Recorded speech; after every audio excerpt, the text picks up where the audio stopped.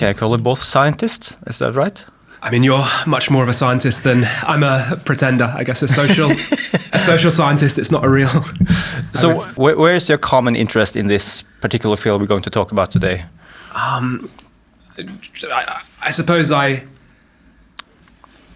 became fascinated in infectious diseases, but as a layperson, and I read more and more about microbes and their impact on the planet, on our bodies, on our minds. And I came to kind of think, why hasn't the things I study, history, sociology, why haven't they caught up with this? Why are they so focused on humans, and why do they still see kind of great women and great men as the driving force of history, of politics? So yeah, I started to look at history and look back at some of these great political, economic, social transformations, and try to see how infectious diseases might have played a big role. And it was pretty incredible actually that everything I looked at, from the extinction of the Neanderthals 40,000 years ago all the way up to kind of the fall of feudalism and the emergence of capitalism in England a few hundred years ago, infectious diseases certainly played a big role. And it wasn't just them, but they certainly kind of constrained, tightened the options that humans had. And this really kind of transformed the way I started to think about the things that I study. And I was really lucky to have the chance to sit down and write this. I started doing it during parental leave after we had our baby, and I was hoping to be finished within the year that I took off, but it took a bit longer than that. But it was also apt that it was at the time of COVID, so I just found myself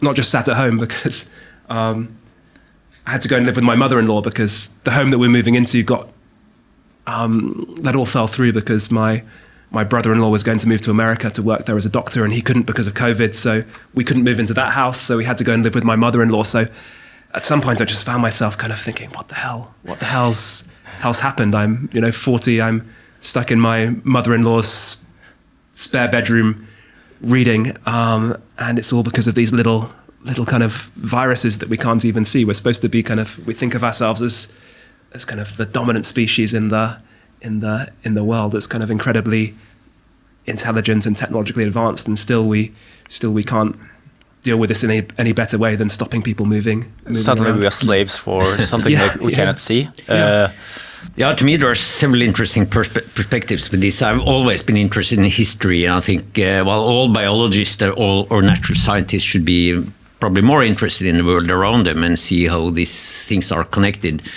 And I think I see this book in the same tradition as big scoping books where you mix science and history, like Jared Diamond's famous and very popular books, Yuval Harari's book about sapiens. There are others that mix or use scientific explanations to tell how nature has shaped history, of course, along with humans. And yes, as Jonathan says, it's not necessarily about big men, or at least men that see themselves as big conquerors that have shaped history.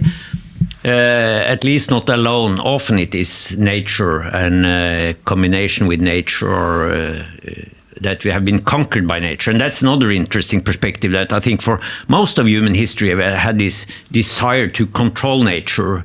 And to some extent we have, except now for the climate change that turns back on us.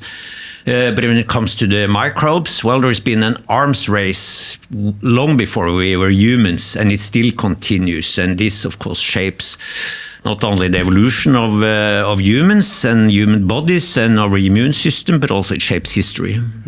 But today's topic is must be a kind of crossover for what we talked about with your book for 1 or 2 years ago, called Life, or Liv. Yeah, absolutely, because much of this we think about nasty small bugs as always being bacteria, but of course viruses have their share of this. And it's also interesting that if you ask what's a human, we are not only human genes, there are more virus-like fragments in our genome than there are human genes, and also there are way more bacterial cells than human cells in our bodies. And of course, most of these are good bacteria in that sense that we cooperate with them, and so there's a mutual relationship.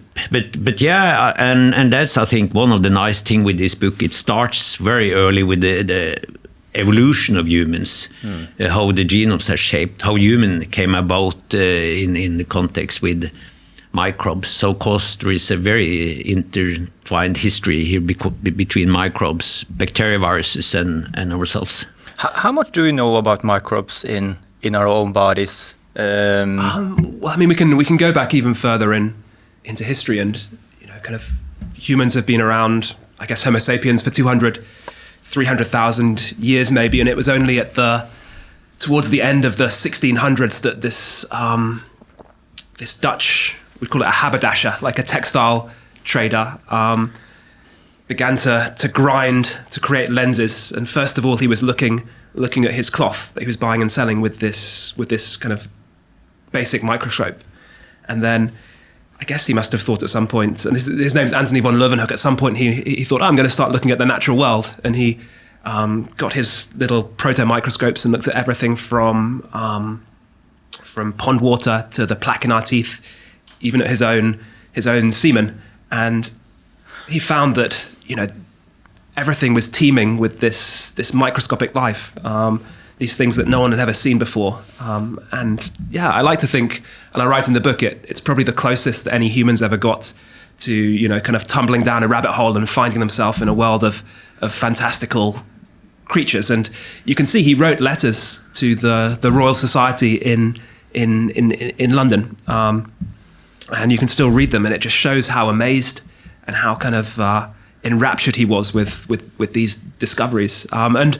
But it still took another couple of hundred years to work out what these things actually did. He called them animalcules, and it wasn't until the end of the 19th century that people made the connection that some of these microbes might be causing infectious diseases. Before that, it was thought that it might be kind of black magic or angry gods or inauspicious constellations of the stars or nasty smells that caused infectious diseases. And people like Pasteur, Robert Koch in Germany, they began to connect the dots and realize that bacteria were causing some of these devastating infectious diseases. But even now, we're still learning about what they do, and as Dag said, that they don't just harm us, they don't just make us sick.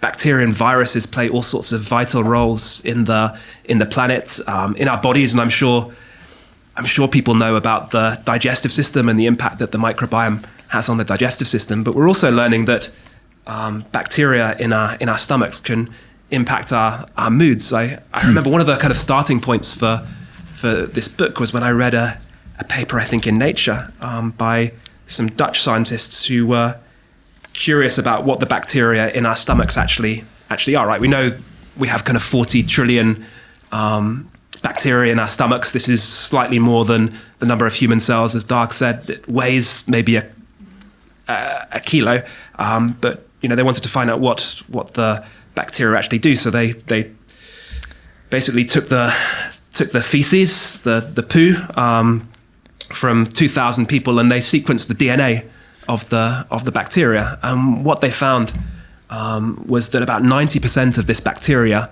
was capable of producing neurotransmitters, so chemical messengers like dopamine, serotonin, that are capable of influencing human moods. And what's really astonishing is that this doesn't happen in the wild with bacteria. They've evolved, as Dag said, over millions of years into these symbiotic relationships with us to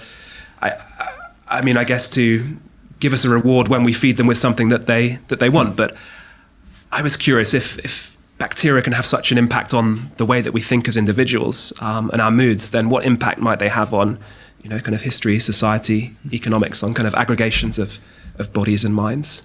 Yeah. Didn't we talk about that, Dag? If bacteria is just a part of life and nature, or is it actually controlling life, Yeah, I mean, it opens up a completely new perspective. It's like many types of parasites that are known to manipulate their host to do the most stupid thing from the host perspective, but which is very smart from the parasite perspective, because it helps the parasite to be transmitted to other organisms. And of course, in the case of bacteria, if they would like sugar, they can stimulate our desire for sugar.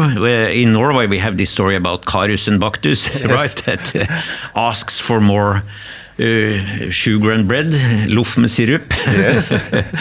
And they are obeyed to some extent.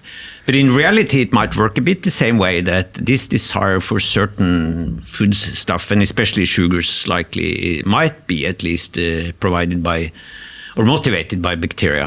But I wouldn't say that we are the slaves of bacteria, but certainly they can manipulate our moods and desires to a, I would say, almost alarming degree. Yeah, because Richard Dawkins proposed that the gene was our ego was supposed to like form its do the formation of itself, and it was an ego creature inside of us. But bacteria can be the same thing as well.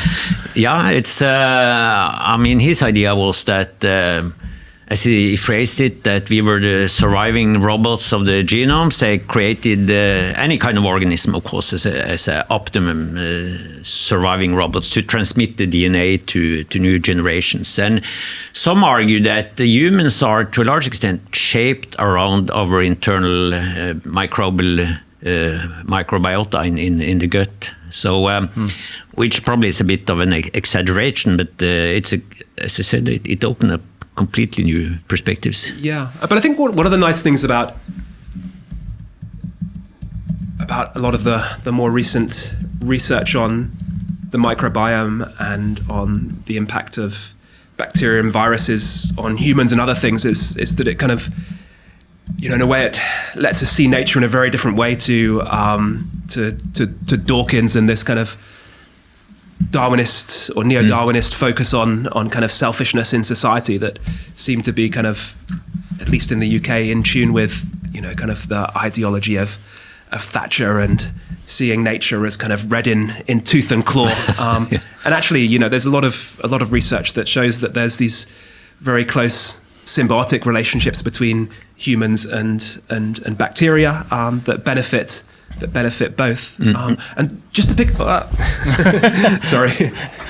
up on something else that Dag said that I just find fascinating is this idea of viral DNA in the human genome, and the fact that humans or our distant ancestors have acquired from retrovirus infections kind of genes that have allowed us to do things that we think of as being really kind of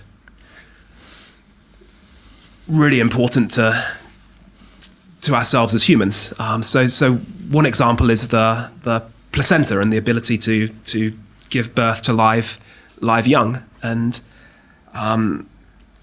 apparently it was something of a mystery for a long time. The kind of how the placenta was able to kind of connect to the female womb, and why it didn't get kind of detected as some kind of foreign object, because it's genetically distinct, and why it wasn't destroyed by the immune system. And when scientists looked at the genes that coded for the surface that connected the placenta to the mother, they found that the surface was coded for by genes that had been inherited from a virus infection that occurred, I think, 180 million years ago. And the mechanism by which this surface joins the female is very similar to the way in which viruses join onto human cells without being detected and kind of infect these cells. So, I mean, obviously it's an oversimplification, but it's bizarre to think that if it wasn't for this viral infection that happened tens of millions of years ago, that maybe we'd all be kind of hatching out of eggs still. Really, really weird stuff. And the other one that struck me with retroviruses was the way in which information passes between neurons. And again, a viral infection that happened tens of millions of years ago seems to have had a really big impact on our ability to transfer information between brain cells. And the way information moves between brain cells is very similar to the way that viruses go from one cell to another, and the genes have been inherited. The genes that code for these little protein bubbles have been inherited from retrovirus infections that happened tens of millions of years ago. And scientists have actually kind of created mice artificially in laboratories without this gene, and they aren't able to learn things. They aren't able to remember. It's really, again, something as kind of important to our idea of ourselves as thinking and forming memories and learning. It's not a human thing. It's something that, at least in part, we've inherited from retroviruses. It's pretty mad. Is that one of the missing links, that transformation you talked about now? Is that we just say something happened like 10 million years ago and then this happened? Is that just a theory, or? I mean, it's Dag can correct me if I'm wrong, but these are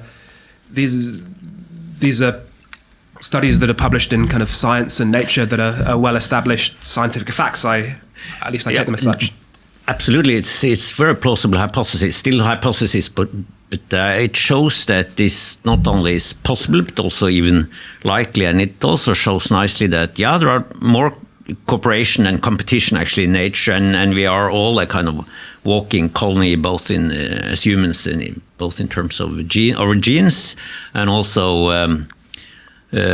of course the microbiota, and that most of this microbiota is symbiotic to us. We couldn't have existed without all these bacteria. And of course we evolved from bacteria like beings, right? The very first starting point and that is something we discussed when we talked about how life came about, that this archaea, which is kind of bacteria, but not the same as bacteria. Actually, they're quite distant from bacteria. But that's probably the starting point for multicellular life. So we owe bacteria quite a bit, but in this context, it's also interesting to see how they have shaped not only our evolutionary history, but also the history per se, more modern history. And what do we know about the relationship between microbes, bacteria, and the DNA and the genes? How does this go into each other, sort of? Well, it's worked mostly via the immune system, and of course, much of this is a kind of, as I said, arms race that bacteria, especially those that harms us, and also viruses, continuously try to escape our immune protection, and the immune system tried to keep pace on that by continuously modulating itself, also to some extent with aid of these non-coding transposons. In that sense, it's a very close link with the way our genes work and the immune system and the microbes.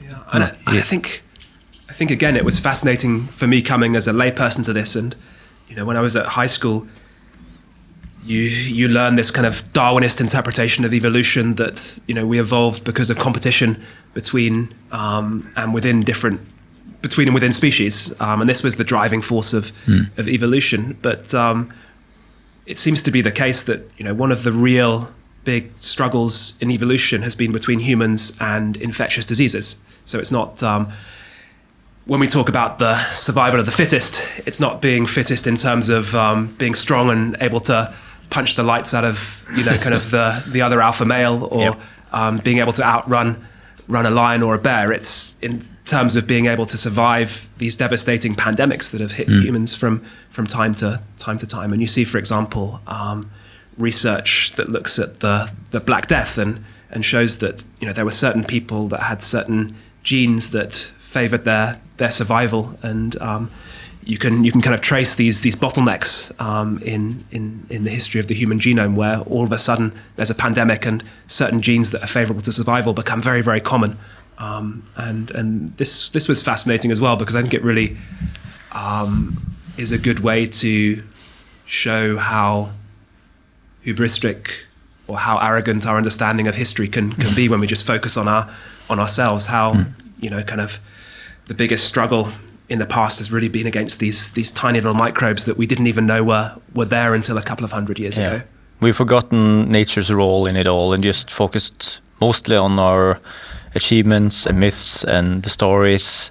And well, I like to say we're still stuck in the age of the Old Testament in many ways. If you think back to the book of Genesis, when supposedly God created humans in His own image, and then gave us dominion over the natural world, over the animals, over the birds, over the fish. And I think we still tend to see the natural world as just some kind of blank canvas or a stage on which humans play out their roles. But I'm sure, as Dag will tell you, the world isn't a stage. The world's a system, a very fragile ecosystem that we're working our way towards messing up. And I guess that fits in with your work on the tipping points as well.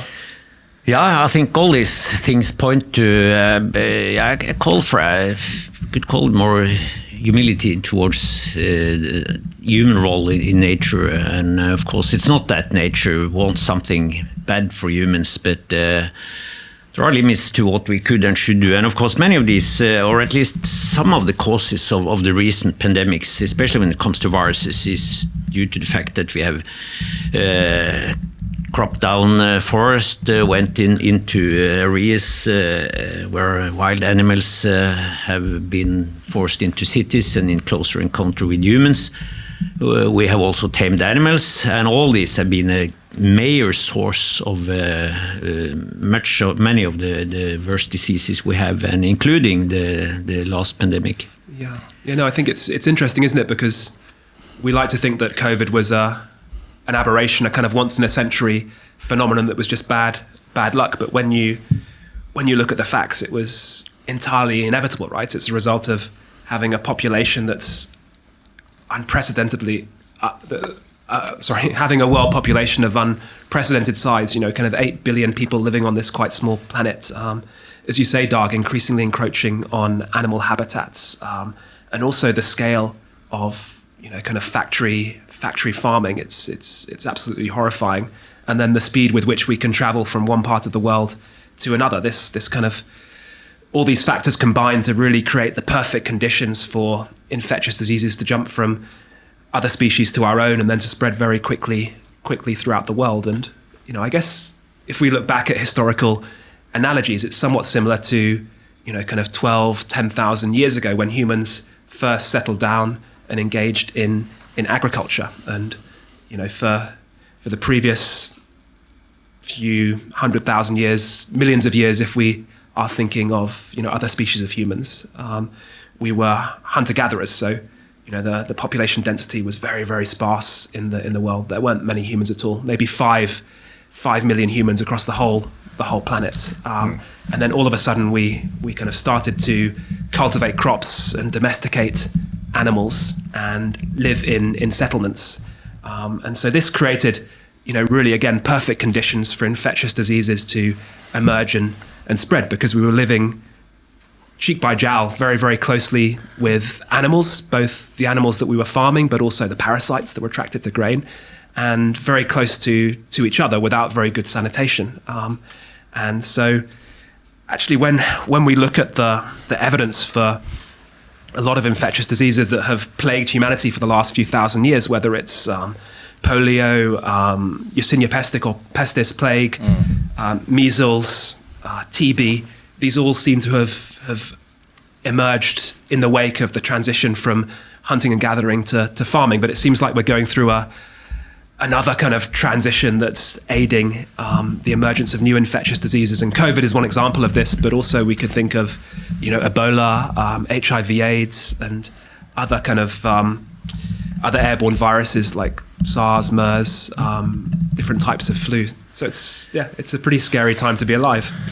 Yeah, and as you say, especially the increasing density of humans and this incredible traveling we all do back and forth. So as soon as you have discovered something nasty bug popping up, you can be sure that it's already spread all over, just like with the COVID. Yeah, but it's kind of funny, the knowledge about the role of bacteria and viruses in the human life, it kind of doesn't have much deep meaning to us, because it's on like a basic natural level, it's just as we talked about, maybe something that controls us, that we can see it, but it's very basic microbes doing things in our body, and that knowledge isn't kind of like interesting to us, like spirituality or philosophy and stuff like that. So maybe it's a little bit brutal, the knowledge about bacteria and viruses, because it's the next step from that is maybe nihilism. What's the point of everything if it's just bacteria and viruses and everything? So that's maybe the way into that knowledge is a bit. We don't want to go there, maybe. But we shouldn't, of course, not be too reductionistic. But it's okay to know that they are there. But I think in this context, with Jonathan's book, I think also it's very interesting from a historical perspective again to see how this has shaped history. It's not necessarily the big emperors or volcanic activities or any kind of hazards that have shaped the world as we know it. But it's to a large extent microbes. But it's for good and bad, depending on from whose perspective you see it, the winner or the loser's perspective. But no, it's a really interesting point, Wolfgang, because certainly if an alien came down from space and looked at us, they'd probably and kind of sequenced all the genes in our body, they would see us humans as a vessel for carrying lots of microbes, as a kind of machine for doing that. And it does raise some really interesting questions about, who we are, what does it mean to be a human, and do we have agency? And I think other advances in science as well are pushing back on this idea of individual agency and choice. It affects the question of free will, right? Yes, which has been an issue for a long time. If you are driven by the genes, how can we have free will? And the same if microbes affect us to that extent that they likely do. What about free will? Of course, we still need to keep that as a topic for being responsible for what we're doing, etc. So from a law perspective, it's of course a very important principle. But from a philosophical point of view or biological point of view, you can discuss who really have the upper hand in a human body. It's also back to the point of what's threatening us. It's up to now it's been kind of hard for humans to know that bacteria and viruses is such a threat, because we look at each other and the nature and weather and seasons like the biggest threats, and it kind of have been for like thousands of years. But still today we don't think about, even post-pandemic COVID-19, we don't see like bacteria viruses as the biggest threat. We see nuclear war, World War III, terrorism as the biggest threat. AI maybe, climate change. Climate change. But not like the two most probable thing that the biggest human threats, that is A, asteroids, and B, viruses. Well, it might well be a case of out of sight, out of mind. It's hard for the human mind to conceptualize lots of things, right? There's lots of things that we can't imagine, and I think one thing is this reality that there's another world all around us that's full of these things that are so small we can't see them, but there's so many of them. The numbers are absolutely mind-blowing. I think it's just hard for us to get our head around, and also they are invisible, and to some extent it's unlike some of the other threats, it's nothing really we can do about it. Well, there is something, but it's not really easy to control. On the other hand, I think human will never be extinct because of a new pandemic, because also we have made incredible achievements when it comes to vaccines like the mRNA, and we now do more modified vaccines. So I think even if the spread will be rapid with the next pandemic, which for sure will come, as you wrote in your chronicle in Aftenposten, we of course do not know how hard it will hit. The combination of spreading efficiency and virulence, how hard it will hit. But we know it will come. But I think we have now are better equipped in terms of vaccines and remedies to cope with it. But and it's we all, yes, sorry. But it's an interesting question you put, Wolfgang, because I mean it's different to coronavirus, but antimicrobial resistance is another issue with regards to microbes and bacteria. This kind of idea that bacteria are becoming increasingly resistant to antibiotics, and there's certainly a study in the Lancet a couple of years ago that estimated that over 1 million people a year are dying from infections that previously would have been treatable with antibiotics. And we don't tend to worry about this much. We don't tend to talk about this, but it's kind of over 1 million people dying every year from diseases that we could have previously treated. It's really quite shocking. Yeah, we had the upper hand for a brief period in history. My father's oldest brother, he died from pneumonia as a young freshman, because this was just the year before insulin was not insulin, but antibiotics was available. And now we are about to lose the battle, at least for certain strains of bacteria. And we might have seen the best time of history when it comes to deal with that kind of threat. Still, I don't think that this will be the end of humanity, because still the arms race will continue, but it means that certain kind of treatments will not be working anymore. Yeah. And also there's the fact that, the health system's obviously pretty good in Norway and in Western Europe and kind of wealthy parts of the world, but you go to sub-Saharan Africa and there are still hundreds of thousands of people dying from malaria every year, dying from HIV/AIDS, dying from various diarrheal diseases, despite the fact that there are very simple ways of preventing these deaths. So I think humans just have a very good way of kind of closing their eyes to things. And that's another thing I like with your book. I mean, you go through different big chapters in history. How did the Roman Empire collapse? The conquer of the Central American population by the Spanish in the 15th century, etc., where bacteria plays a crucial role in this. But also in the modern history, when it comes to social inequality and how important this is for how dangerous these diseases are. Yeah, I think that's a really important point as well, Dag. The fact that COVID wasn't just a pandemic because of the virus. Humans created the conditions in which the virus could really thrive.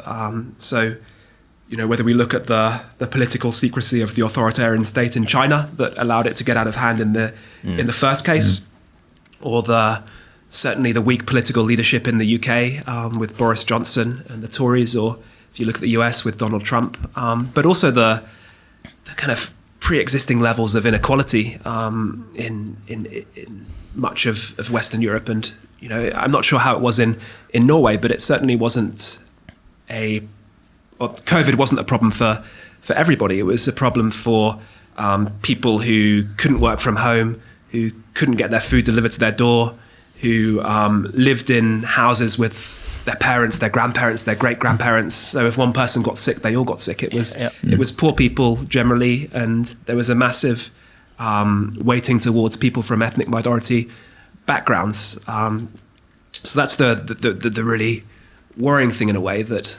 you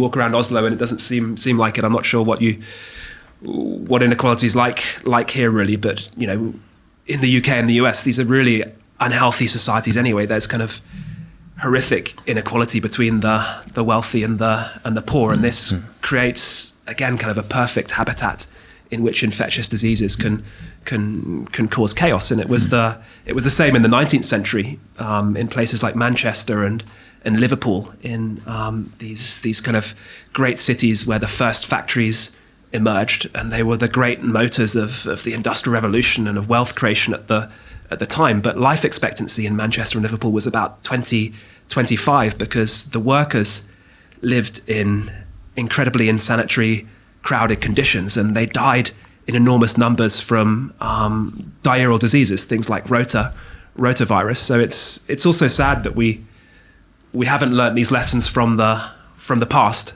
We we knew 150 years ago, even longer, that inequalities drove kind of pandemics. But we haven't done much about it. That's the sad thing. I remember the beginning of the COVID-19. It started in China. It was small news blocks. It's not coming to Europe. Don't worry about it. It's not that dangerous. You don't know so much about it. China's a long way away.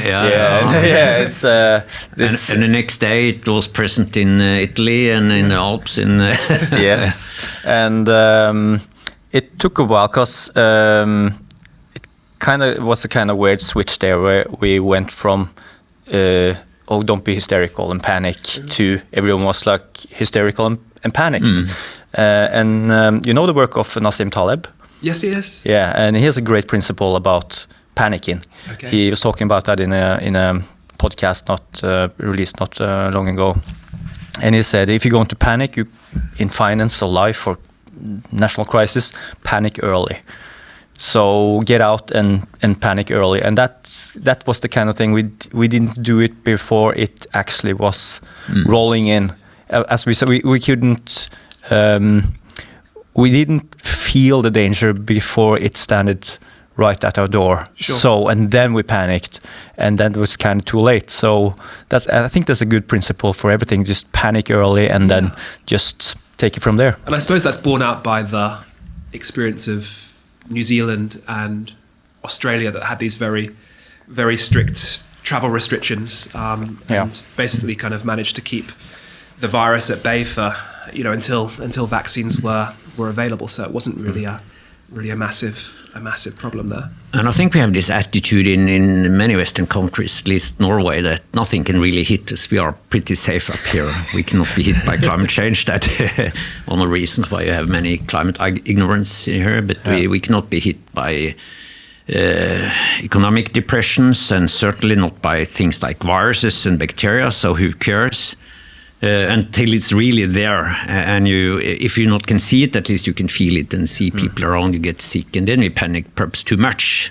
Yeah. So it is not. I'm not going to go political in this, but there was this irony that in the beginning we didn't know the consequences or how severe the virus and how bad it could be, and we didn't react accordingly. But when we did had some evidence that it's going to hit most elderly people, obese people, and people with, I don't know the terms anymore, but then we panicked full time and closed the whole society. When we actually had some evidence. When we didn't have any evidence, we had an open society. That's the kind of big irony here. Yeah.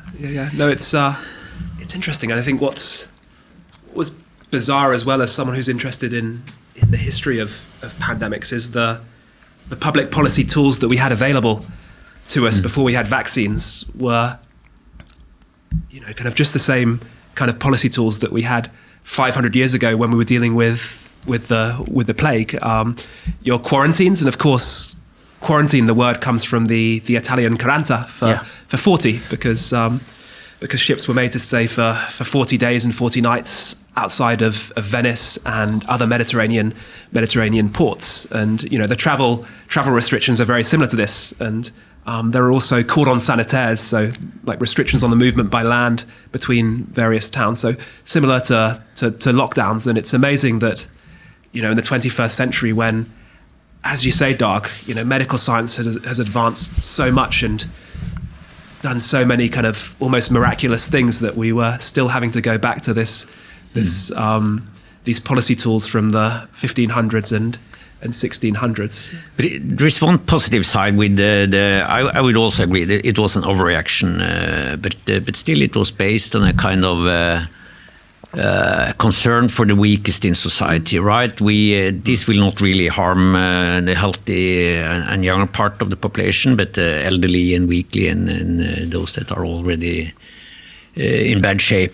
So for the reason of those, we do this and that and close down the society more or less and close the schools, etc. And we didn't really see the price that the young people had to pay and many others had to pay. So it's interesting now that it turns out that there have been massive psychological, there is a kind of depth still from this with higher death tolls in young people, which can be related to this isolation period. Yeah. But of course, we couldn't know at that time. Yeah, no, but it's a really interesting point, and the WHO defines health as something along the lines of not merely the absence of disease, but a state of complete physical, social, and mental well-being. And you know, the lockdown policies focused very much on the disease side of things, but they certainly didn't take into account the impact on social and mental well-being. And you know, for me, my partner had just had a baby. I was pretty happy to kind of stay at home during lockdown. I quite enjoyed it, actually. I didn't have to go into work, didn't have to see people. I could spend lots of time reading. I wrote this book, but it's been really eye-opening, going back to university and teaching and talking to students and seeing how badly affected they were by the lockdown and how cheated they feel. It's really sad. That's quite amazing. I've seen many of my students also the Ph.D. students that have been really experiencing a setback. It's hard to be a student from the beginning, and when they lost the time period they lost their work, they had to abandon things that they had started. It's really a kind of personal crisis, and that's something I think we didn't really fully understand these days. I feel bad because I had this huge upside of the pandemic because I was the only guy producing podcasts for 6 months in Norway. So that was. You had a good pandemic. Yeah, I feel like I had a good pandemic I too. I did quite a bit of skiing, and so for some of us it had its upsides, but for society by large it was definitely negative. So and I was just talking about my British students there, but you know, you talk to the Chinese students and that were in China at the time, and the strictness of the lockdown in certain parts of the country, and it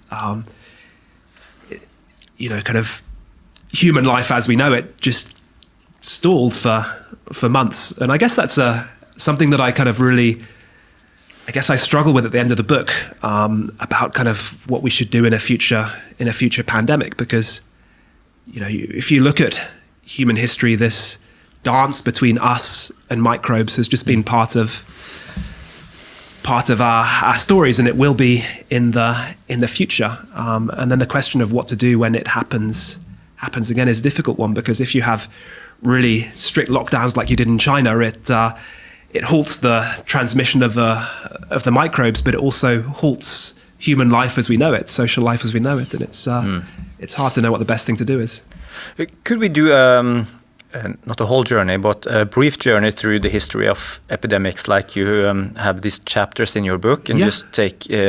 But before we do that, could we start with maybe the most basic things, just and you, Dag, can fill in.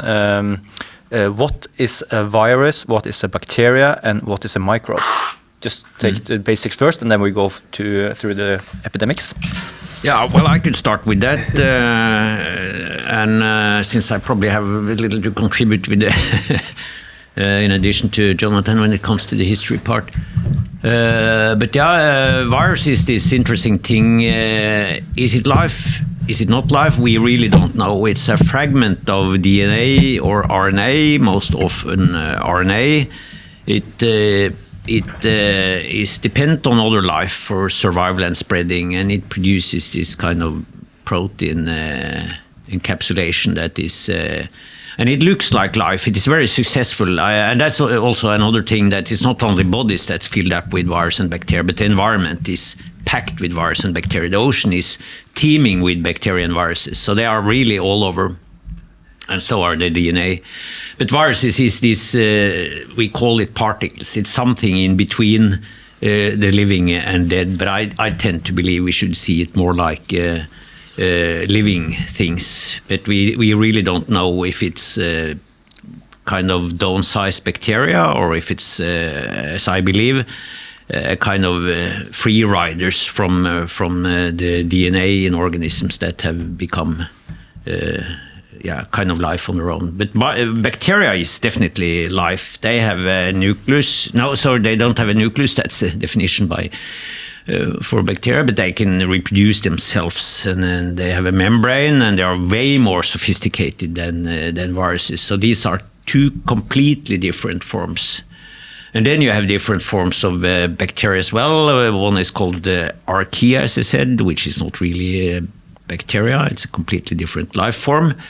But it also has many resemblances to bacteria because they lack a nucleus, etc. But the kind of viruses and bacteria we talk about, that's a relatively minor group of the domain of virus and bacteria. But of course, it's important also that bacteria also are host of viruses. Lots of bacteria are killed by viruses. They say, some estimates say between 20 and 40% of bacteria killed every day by phages, by viruses that kill bacteria. So in that sense, we are probably aided by the viruses to control bacteria. That's interesting in itself. We need a Pixar movie to explain this for us. Yeah. I think what's really interesting as well is calculations about how many bacteria and how many viruses there are in the world. So I think there were some scientists that tried to estimate the mass of all the bacteria in the world compared to the mass of other forms of life. And they estimated that despite the fact that bacteria are tiny, that most of them are absolutely invisible to the naked eye, the mass of all the bacteria on the planet would weigh about 1,100 times more than all the humans. And even more startling, I got this figure from an article in Nature Microbiology Reviews. Some scientists tried to calculate if you put all the virus particles end to end, how long they would reach, and they estimated that it would be 100 million light years. So when you think one light year is 10 trillion kilometers, I'm not sure what to make of those. You can't even begin to imagine those numbers. Are there any similarities between viruses, as we call it in the digital world? You get a virus on a computer, which is a malevolent program to destroy. Is it any similarities between the digital virus and biological? Yeah, well, the obvious similarity is that they both goes viral. They have this incredible potential for spreading, and they are, at least viruses are a bag of bad news, as one biologist called them. They are, most of them are really harmful to some organism or another, either humans or bacteria or everything in between. So I think metaphorically and also the way they work, there are, of course, obvious similarities. And there are malign to systems. That's at least an obvious common property. Yeah, the analogy works quite well in terms of both viruses, as in the biological virus, but also computer viruses. They can't exist in and of themselves, as Dag said. They're kind of inanimate on their own, but they need either cells, in the case of biological viruses, or computer hardware to jump into life, right?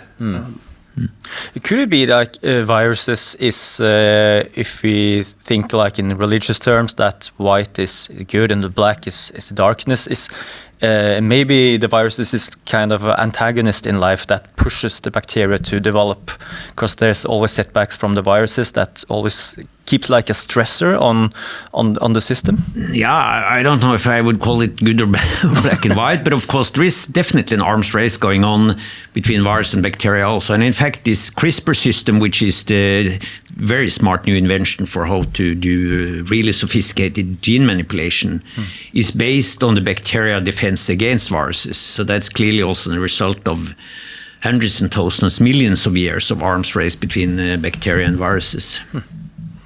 Another good movie idea there. Yeah. Okay, let's go through some of the chapters in your book. So let's start with the first one, the Paleolithic. Paleolithic, yeah. Yeah. What time of period was this, and what were the major events in this period? So it's paleo is old in Greek, so it's a long time ago, and the mystery I deal with here is the question of what happened to Neanderthals and other species of humans. So if we travel back in time 100,000 years, the world would be so different to the one in which we live in today. It wouldn't just be, kind of Homo sapiens wouldn't be the only species of humans.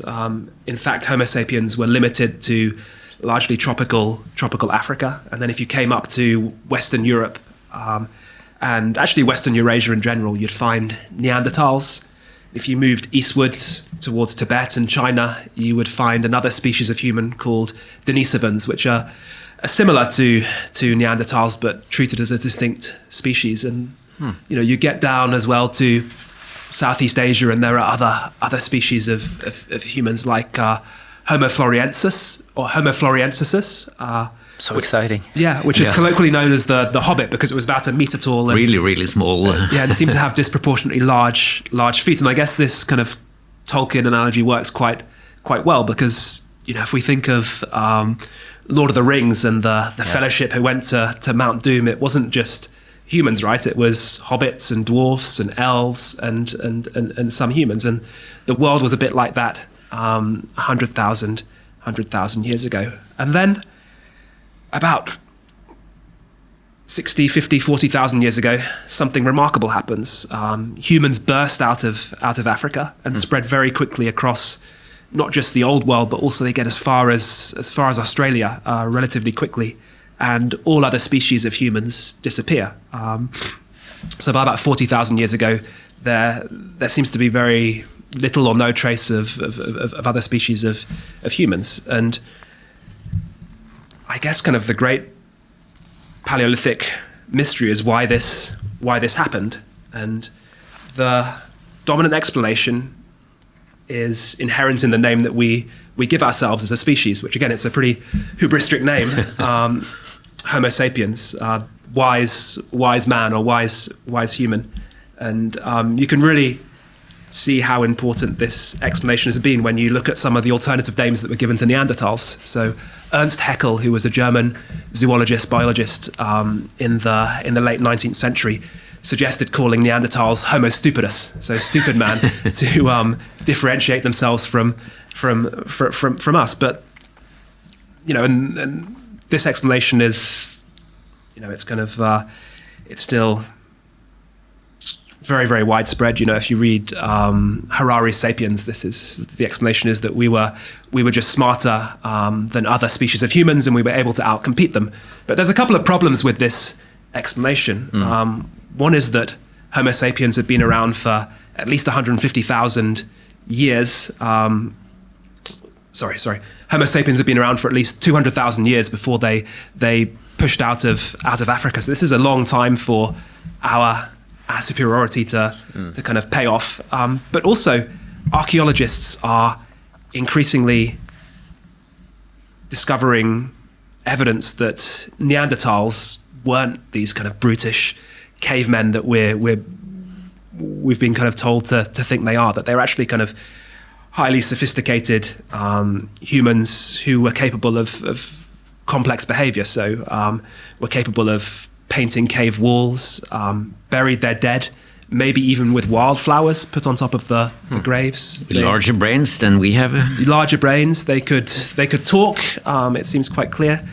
They seem to be able to travel between islands in the Mediterranean, because evidence of Neanderthals has been found on Greek islands, for example. And so this raises the question of what the hell happened to Neanderthals and other species of humans. And I think, climate change is part of the explanation. They were living in Northern Europe. They were living in Europe at the time, and so that was kind of really affected by the Ice Age, and so they would have struggled because of that. But also infectious diseases appear to have played a big role. And one clue for this is just the fact that humans, and there's 4 of us in this room, and each of us will have probably about 2% Neanderthal DNA in our genome. And the genes that we've retained aren't random gene variants. They are genes that have given our ancestors an advantage as they were pushing out of Africa and settling in new environments. And some of these relate to our skin color, our body hair, our eye color. But many of these are genes that relate to the immune system. So this seems to show that as we were pushing out of Africa, we were encountering new diseases that were carried by other species of humans. And by interbreeding with these other species of humans, we were able to basically to kind of acquire wholesale these gene variants that helped us survive. It was kind of like prehistoric body hacking, I suppose. And so it seems to be the case that because Homo sapiens and Neanderthals had been separated for 500,000, maybe 750,000 years, we'd evolved in different disease environments, and we had developed to cope with different pathogens. So when we met again, pathogens that we could deal with and didn't make us very sick made Neanderthals incredibly sick, maybe even killed them, and vice versa.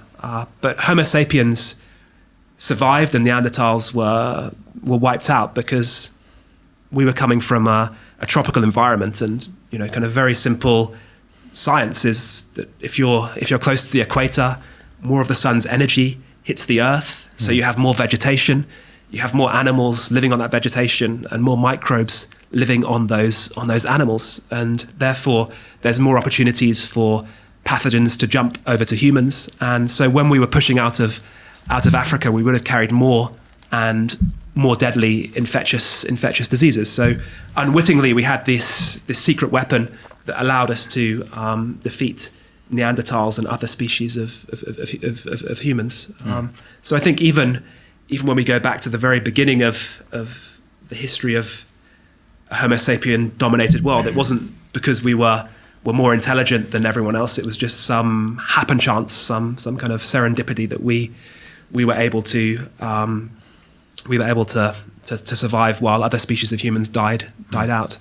We definitely hunger for that one evidence or that one happening, like a clash or like the big difference, just to have this our natural sense to an easy explanation to satisfy our curiosity. Yes, yeah, definitely. And then if we go on to the next chapter, we talk about the Neolithic period. So the emergence of farming, and again, it's an interesting quirk of history that the adoption of settled agriculture didn't occur in Europe. It occurred first of all in the Middle East, and then you had various other agricultural revolutions in India, in China, in Africa, even in the Americas. But this created the perfect environment for infectious diseases to emerge and spread.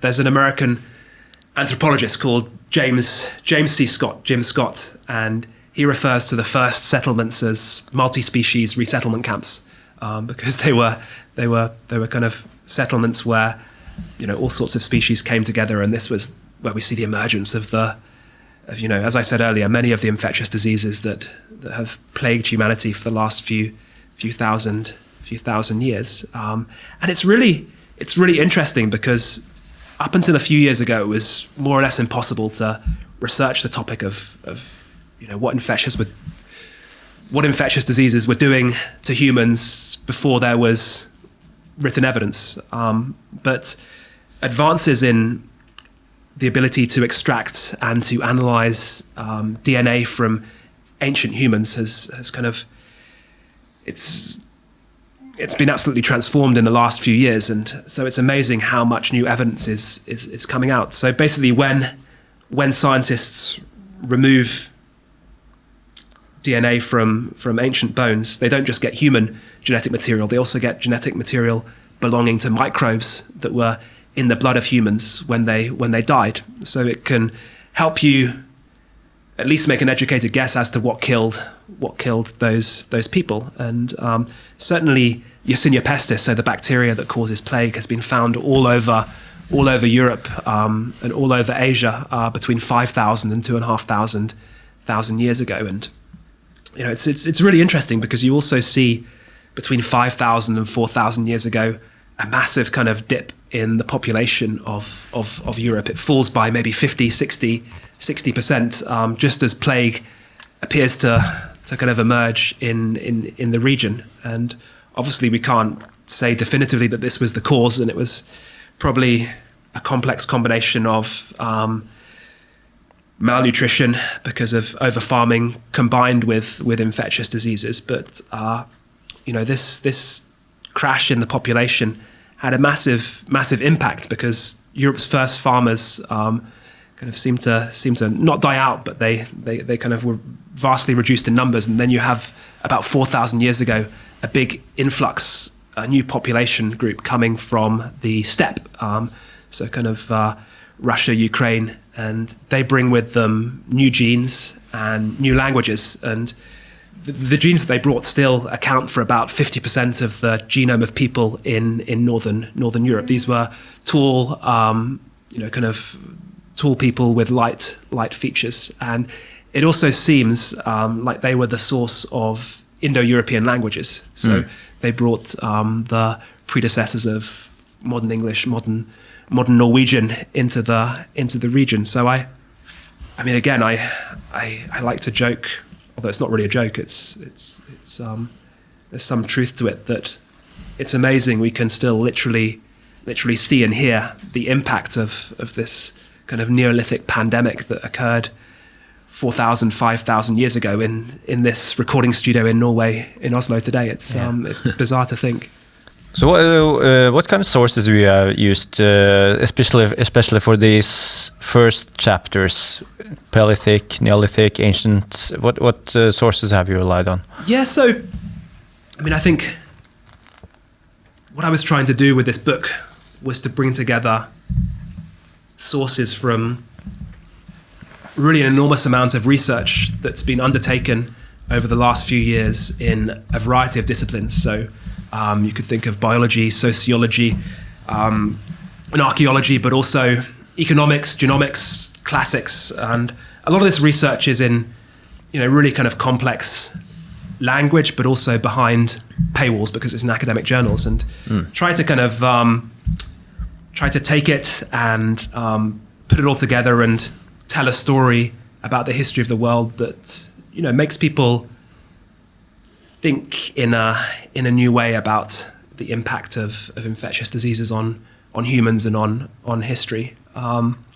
So that's what I try to do. Yeah, and moving on to what were the major events in the ancient epidemics, which is the third chapter in your book? Yeah, so I think it's important to say that as soon as we get written history, we have accounts of devastating pandemics that are changing the course of politics, that are having really big, important effects on great civilizations. So Thucydides wrote a book called The History of the Peloponnesian War. So depending on your opinion on Herodotus, it's either the first or the second book of history. But basically, it talks about the conflict between Athens and the Spartans. And in this book, Thucydides describes this plague of Athens that comes, and it devastates the Athenians but leaves the Spartans untouched, and has a massive impact on the outcome of the conflict. And we can look at the knock-on effects, and this weakens Greek civilization and opens up for Philip of Macedon, so Alexander the Great's father, to take over Greek civilization, and then for eventually the Romans to come and become the new big player in the Mediterranean world. But I think probably the most interesting focus of the chapter on ancient plagues is the origins of Christianity. So Jesus was crucified, but Christianity didn't become an empire-wide religion straight away. It wasn't until maybe 250 years after the crucifixion of Christ that we see Christianity becoming a popular religion. And you can see this in a variety of evidence. You can look at the catacombs of Rome, so the kind of tunnels underneath Rome where people are buried. And from about 250 AD onwards, you see a big increase in the number of Christian burials. Or you can look at papyrus documents that have survived in the arid desert conditions in Egypt.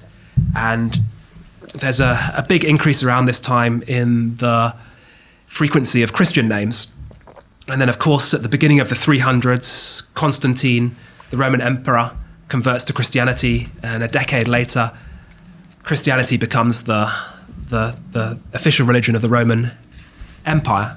And, there's not really a sensible explanation for why this happens. Why do you have this 250-year lull where Christianity is more or less invisible, and then all of a sudden it bursts into the open and becomes an empire-wide religion? And again, kind of looking at the academic sources, and particularly focusing on a book by Karl Harper called The Fate of Rome, I think the most convincing explanation is that Christianity was a much more assuring guide to life and death during periods of pandemics. So let's just take a step back and remember that Rome 2,000 years ago was a really astonishing entity. It stretched all the way from Hadrian's Wall on the border between England and Scotland to the Sahara in the south, eastwards towards the Caspian Sea and the Arabian Peninsula. It was bigger than the European Union today. It covered three continents, and it was heavily urbanized as well. So Rome at the time had a population of 1 million people.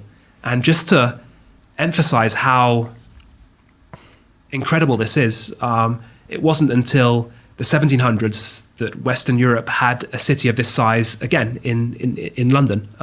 So it was unprecedented in history.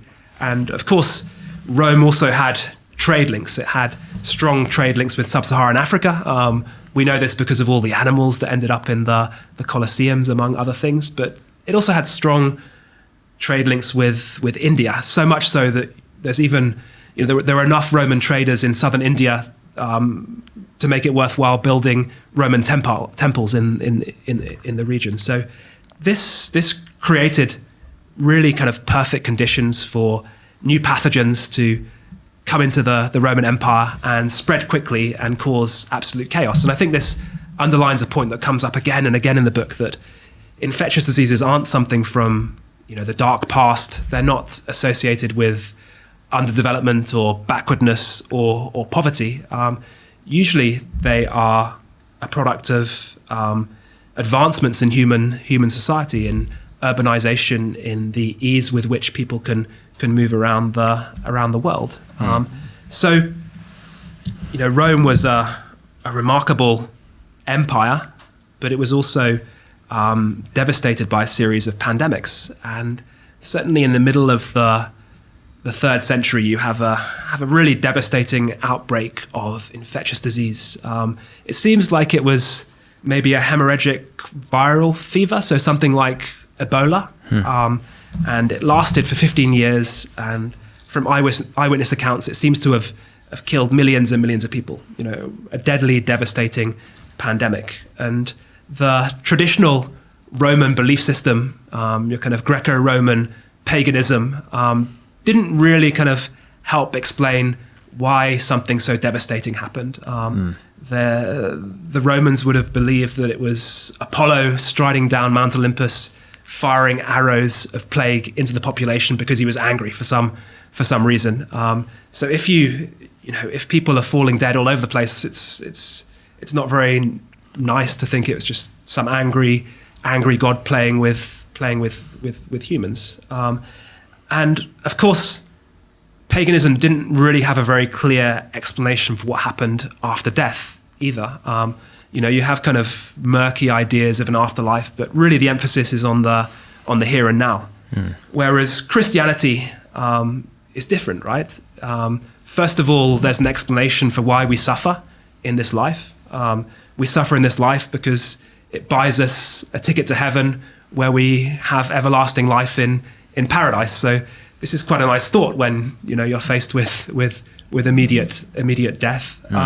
But also there's a big emphasis in Christianity on looking after the poor and the sick, on these charitable acts as being a way of increasing the chances of you getting into heaven. And so, whereas the pagans, as soon as pandemics would hit a town, they'd run away and try to kind of hide from Apollo's arrows, the Christians would stay and they would look after the sick population. And even today, if you look at Ebola, even without medical treatment, if you give people basic nursing, so if you give them water, food, shelter, you can save maybe half of people that have contracted Ebola. So we can imagine that it was similar in the third century. And so this would have given Christianity the best advert, the best commercial that any religion could really wish for, which is miracles in inverted commas, because you were seen to be saving people. And so this seems to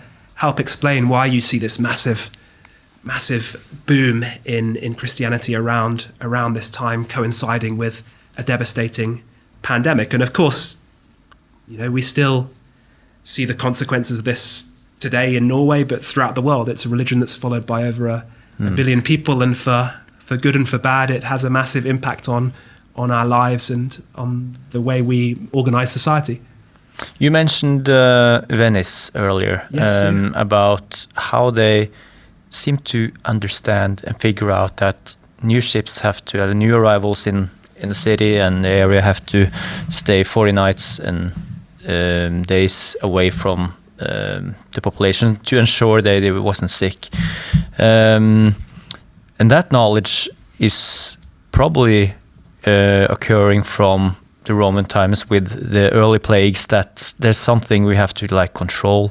It comes from outside. It's not maybe so they're probably figuring out during this over many 100 years they understand that this thing is not necessary from within but from outside, and they make precautions, and they kind of figure it out without knowing anything about viruses and bacteria. Yeah, it's really interesting. So when the Black Death struck, King Charles in France commissioned a investigation by the professors of the University of Paris, which was the kind of big university in Europe at the time, and they came up with this explanation that the Black Death was caused by an inauspicious constellation of several planets. I can't remember which one's Mercury, Saturn, Mars, maybe, that occurred a few years before. And the idea was that had created a kind of break in the earth, and then some kind of miasma, some kind of toxic gas had emerged out of the earth somewhere in the east and had rolled across the steppes and throughout Europe and caused this death. So not quite right, but a pretty good guess. And I think what's really interesting as well is the back and forth between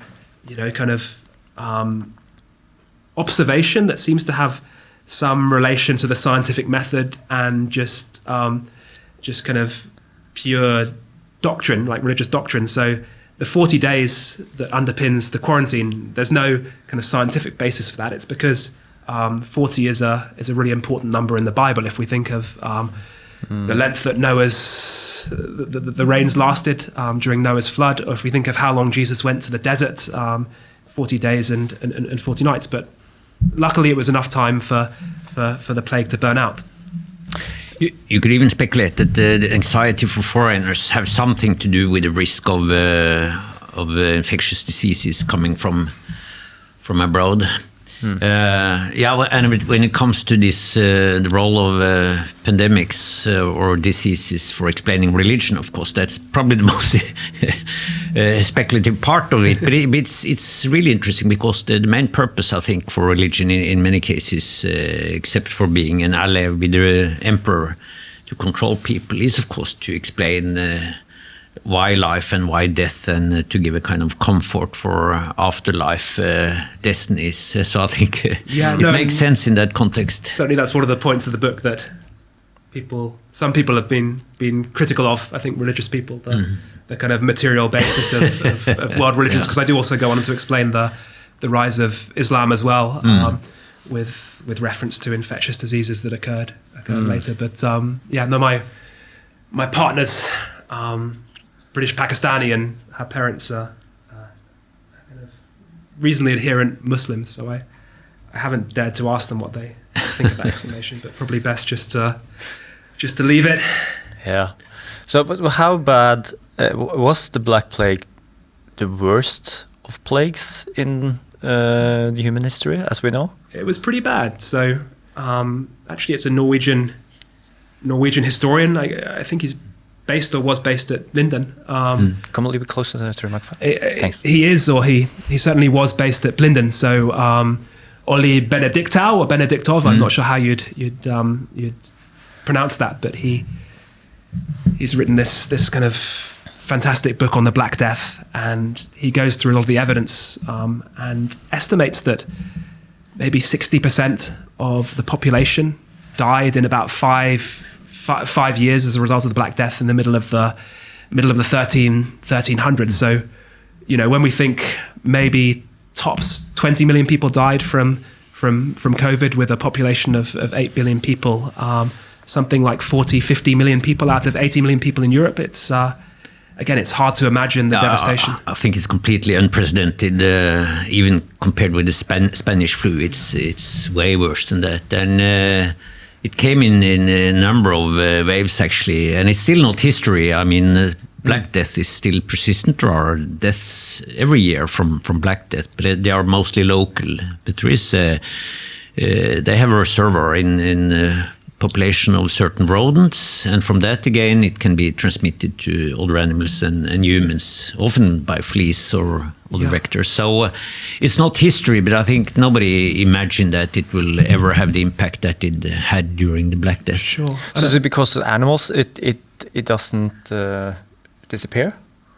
No, it's a reservoir in near the Black Sea that at least that's a core reservoir for that. And of course you can exterminate these rodents, but I think the Black Death would still persist. But it's some way kept under control. They very closely have surveillance on outbreaks and can control it these days. So basically, humans and rats aren't very good carriers of Yersinia pestis, really, because we die too quickly. But as Dag was saying, there's some wild rodents, so marmots and gerbils that live certainly in Central Asia, and they have some level of resistance to this bacteria.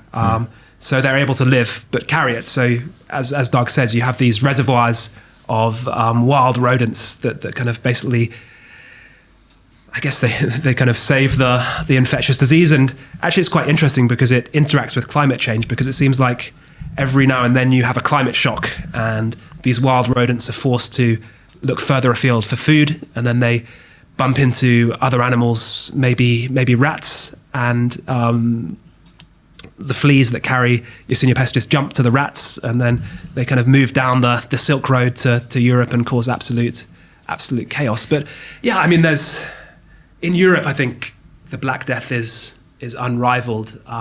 If you go towards or if you start looking at the new world and the kind of collision between Europeans and native populations in the Americas, then you can find similar parallels, because obviously the indigenous people of the Americas, they hadn't been exposed to old world diseases.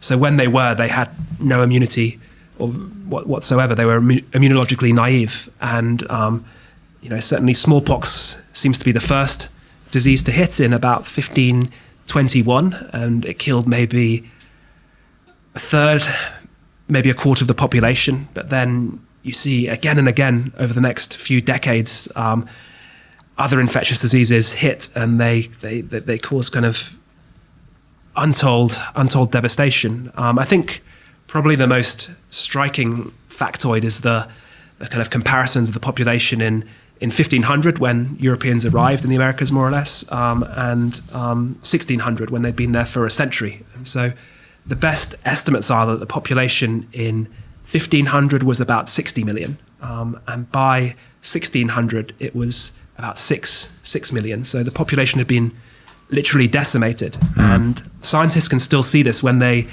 drill ice cores in places like Greenland, and they look at the kind of chemicals that are in the ice that are laid down at different periods of time. You see in the 1500s there's a a massive decline in carbon dioxide because so many Native Americans die that they're not kind of engaging in slash and burn agriculture, and the amount of carbon dioxide in the atmosphere falls. And scientists have even connected this to the coldest period of the little ice age. So I guess it was pretty bloody cold in Norway, but it was also very, very cold in London as well. So, still today, on postcards, you get kind of pictures of frost fairs where the Thames would basically freeze over for several months, and people would come and ice skate, and there would be pubs and cafes on the Thames, the river that runs through London. And that doesn't happen anymore. But it's amazing how this kind of mass killing that occurs thousands of miles away has an impact on the climate in Europe. And again, it really underlines how interconnected the world is. And of course, it could explain why, and not only could, but it explained likely why a very tiny Spanish and Portuguese group of soldiers could conquer the massive amount of soldiers in the Inca and Maya population. But this is an ongoing story also. Indigenous people living in Brazil and in the Amazon, of course, are very in risk of attaining these kind of, for us, very risky diseases. Yeah. Tribes and populations just got wiped out by the police. So that's one of the reasons why there are visiting bans to many of these indigenous people, because they are so vulnerable to these kind of smallpox diseases. Yes, it's absolutely devastating. But as Dag says, the conquest of the Americas is absolutely startling, really. When you look at the facts, you have, for example, in 1521, Hernan Cortez conquering the Aztec or the Mexican Empire with about 1,000 troops. So this was a vast polity that stretched all the way from the Pacific to the Atlantic. The capital city, Tenochtitlan, which is kind of located where modern-day Mexico City is, had maybe 100,000, 250,000 people living there. It was 4 times as big as the biggest city in Spain at the time. So this gives you a clue that, these weren't kind of simple people. They were technologically advanced people. And the Spanish were not just able to conquer them with 1,000 men. They kind of absolutely destroyed the empire, and they built their own colonies that lasted for hundreds of years and still have a big impact today. And the defeat of the Incas is even crazier, because it was 168 men that went under Francisco Pizarro and defeated this empire of maybe 7-8 million people. And I think we still, again, in many ways see the impact of this today, not just in the language and the genetic makeup, but also the fervor with which Latin Americans have embraced Catholicism. And, again, it's speculation, but you imagine these people come along and they aren't affected at all by an infectious disease that absolutely devastates your population. And in a pre-germ theory era, the best explanation for that is that they have better gods than you. So it makes sense to embrace those gods and embrace Catholicism. And it's interesting to speculate on those things. But why do you think it happened only one way? Because you could also think that,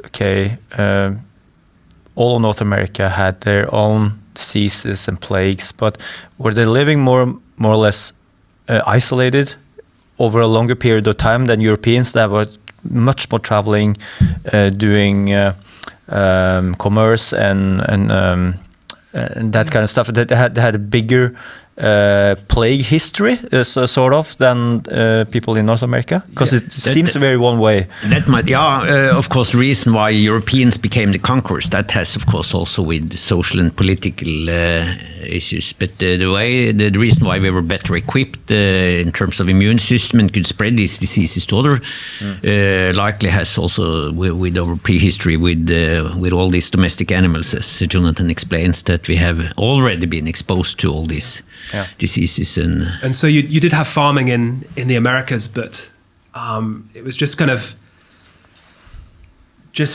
bad luck that there weren't many animals that were domesticable in the Americas. So you have kind of llamas, alpacas, Muscovy ducks, maybe a few a few more, but in Europe, cows, horses, pigs, goats lived in massive herds prior to domestication. So they were already carrying these infectious diseases. These diseases were endemic in these giant herds. And so when we domesticated them, they jumped from animals to humans. The only possible example of infectious disease that went the other way is syphilis, I think. And still the evidence is not certain.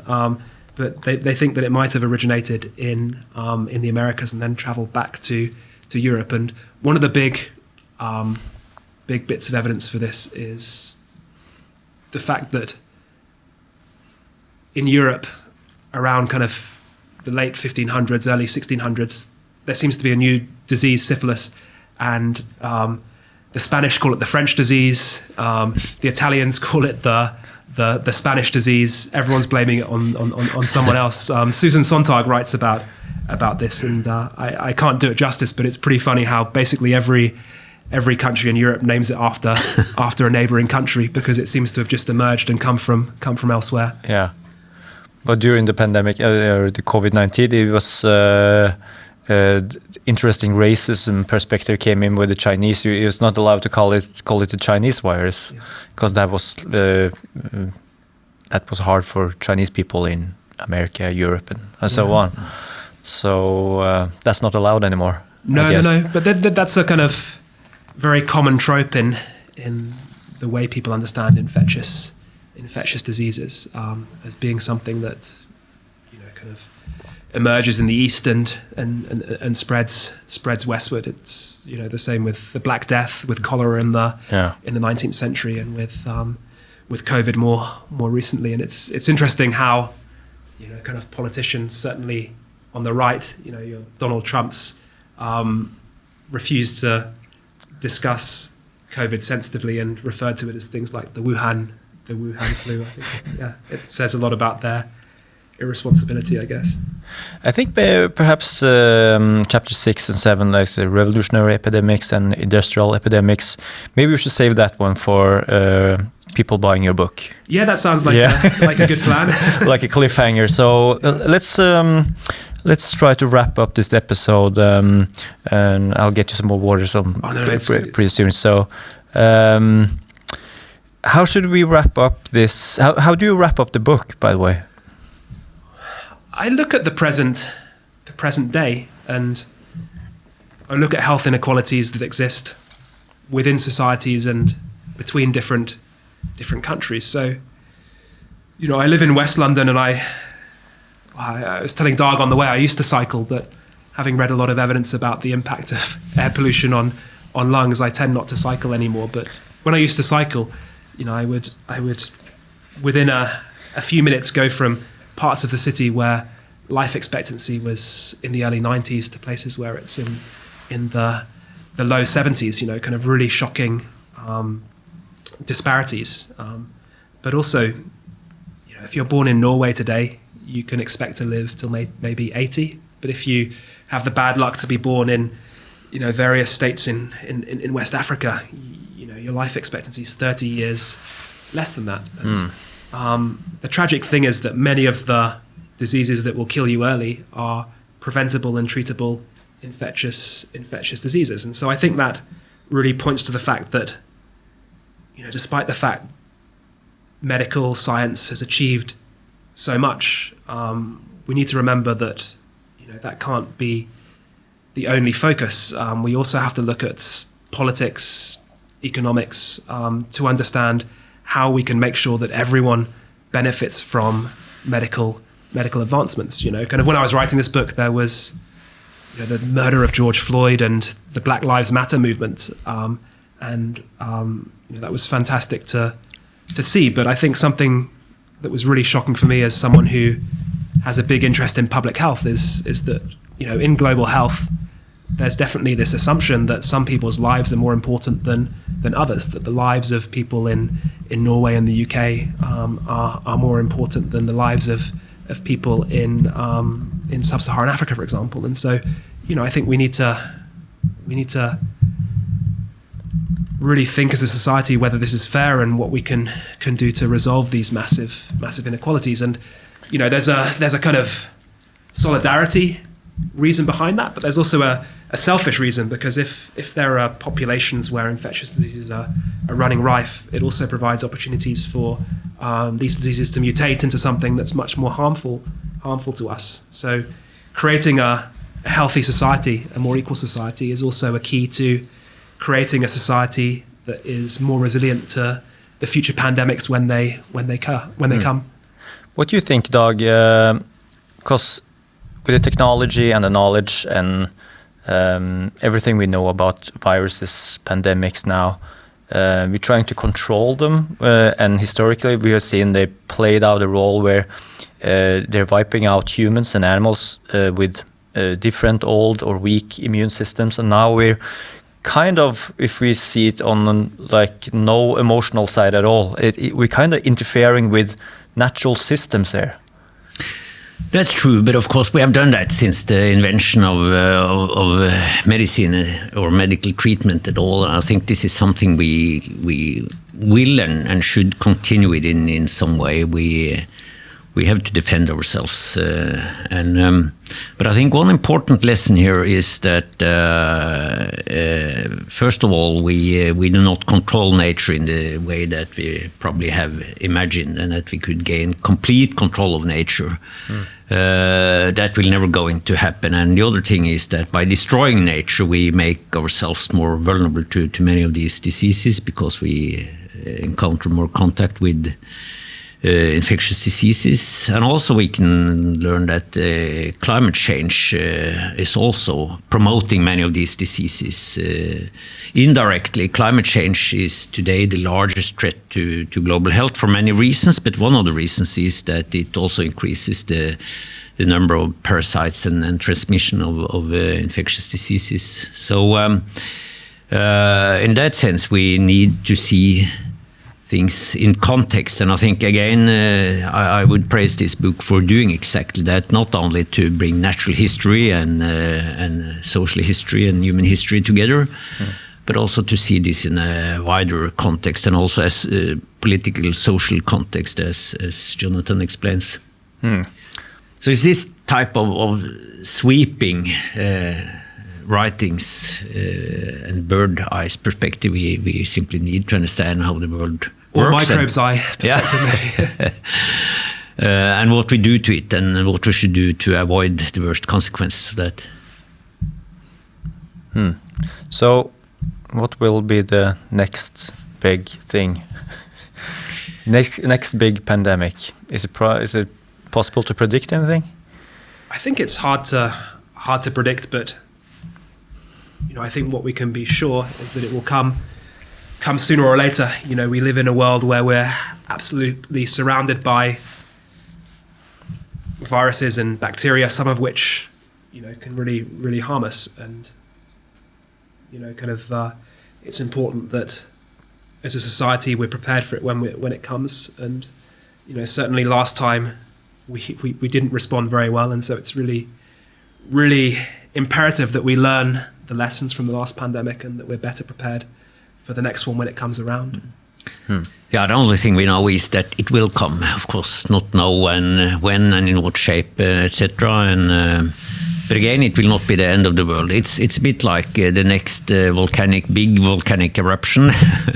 Sooner or later, it will come. It will probably not be the end of the world, but and that's nothing we can do about. The same with the next meteorite of some size. This is something at least we can be prepared for, and we are prepared for it. But how hard it will hit, where and when, of course, that's the only thing we know is that we don't know. Yeah. So if you're a billionaire listening out there, take this in your underground mansion when you're going to isolate from the rest of us. It's called, it's the same title in English and Norwegian, I guess, but in Norwegian it's Pathogenesis. That's right. And in English, it's Pathogenesis. Yes. Yeah.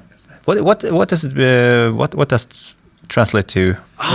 So it's meant to be a play on words.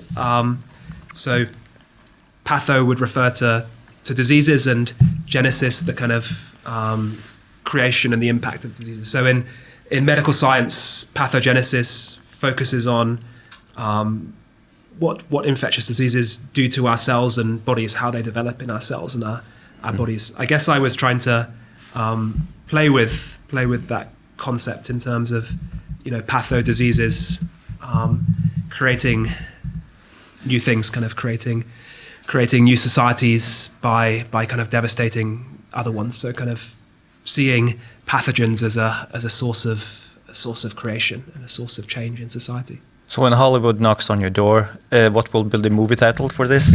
I'm not expecting the knock, but maybe I'll let someone who's better qualified to decide. Pathogenocide, that's a dark title.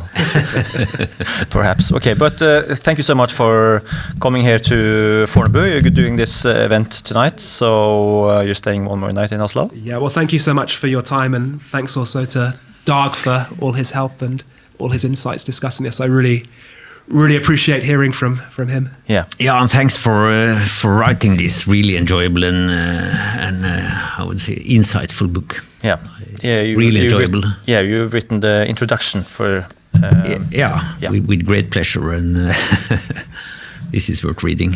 Great, thank you so much, both of you, for the talk, and best of luck. Thank you. Thank you. Ja, tusen takk for at du har hørt på denne episoden av Wolfgang Wee Uncut, som alltid sponset av Comfy Balls, verdens mest komfortable boksershorts. Og de holder jo til ute i min egen kommune her i Bærum kommune. Jeg synes det veldig hyggelig med sånn kortreist samarbeid med da vår egen bokserprodusent Comfy Balls, som da ikke springer ut av en sånn idrettsutøver som skal gå solo og liksom, ha et forretningseventyr og skal selge boksershortser. Dette her rett og slett et utgangspunkt i at de ville lage en boksershorts som rett og slett var helt unik og tok vare på ballene på en helt ny måte som de andre boksershortsene ikke gjorde. Så det et bittelite norsk industrieventyr her med Comfy Balls, som veldig glad for at sponser den podcasten her, og du kan selvfølgelig gå inn på comfyballs.no, og så skriver du Wolfgang 15, så får du da en hyggelig liten rabatt på boksershorts der inne, hvis du da går inn på comfyballs.no og skriver Wolfgang 15.